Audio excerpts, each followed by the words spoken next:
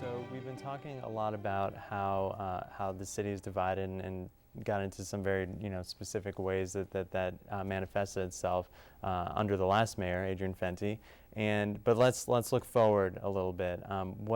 What does Mayor-elect Gray's slogan is "One City"? I'm curious what exactly that means to you all, and what are we going to see in our neighborhoods on the street? What in the best case scenario, what could change? And I'll throw that to you first, and Donnie. I've looked at Gray's leadership as council chair, and he seems like a very diplomatic individual. And I do think that he will be all-inclusive. I don't think that he will intend to alienate anyone.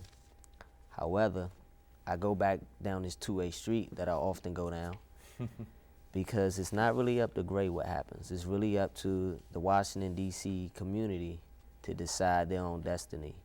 And once Gray gets in office, there are people who are threatened by the future of D.C., but they're not threatened of the leadership.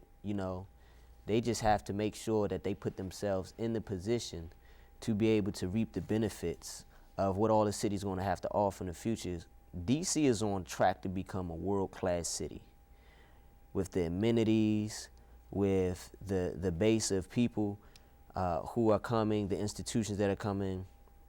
It's on track to be a world-class. The waterfront development, it's coming. And you're going to have to be able to pay to play in a lot of respects, or have some type of position in which you are able to be included in all that's going on.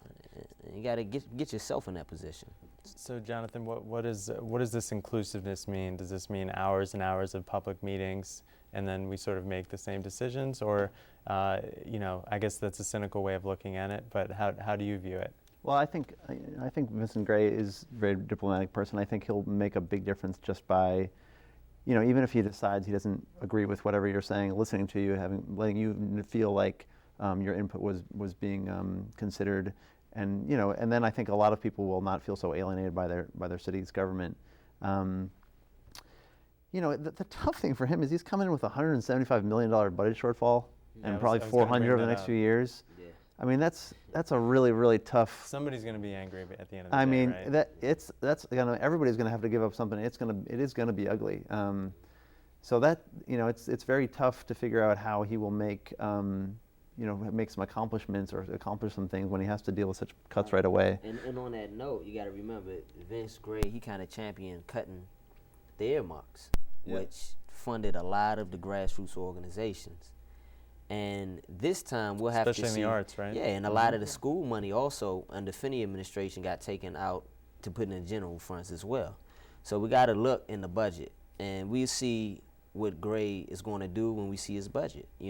Is he going to take from some of the more grassroots, community-oriented supports and services to empower some more of the economic development, or who knows? You can mix and match in a million ways. So we're not really one city might be nice for campaign slogans, but I mean at the end of the day you got to make a budget, and somebody's going to lose and somebody's going to win. One city a lot leaner than one city united in having their services cut or whatever it is. Yeah. And I think in a bigger picture kind of way, one of his biggest challenges will be that this is a city that operated in a very black-white kind of way, and that they were seen as being two communities.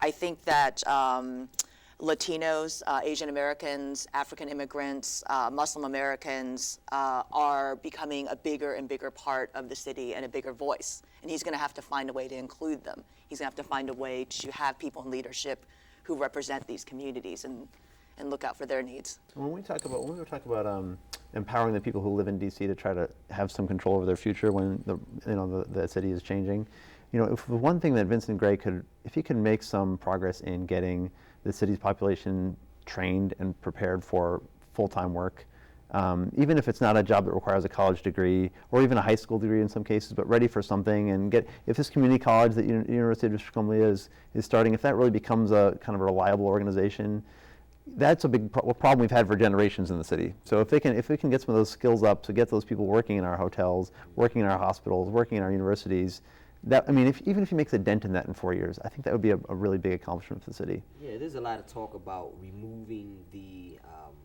application questions about are you a felon and you know, these kind of things, and trying to level out the playing field. And a these are little bit. plausible changes, you think? And these are things that are There's going a to be bill. some good. Yeah, There's a bill out there right now. They're going to be some good efforts on behalf of the city that I think that the city always makes good.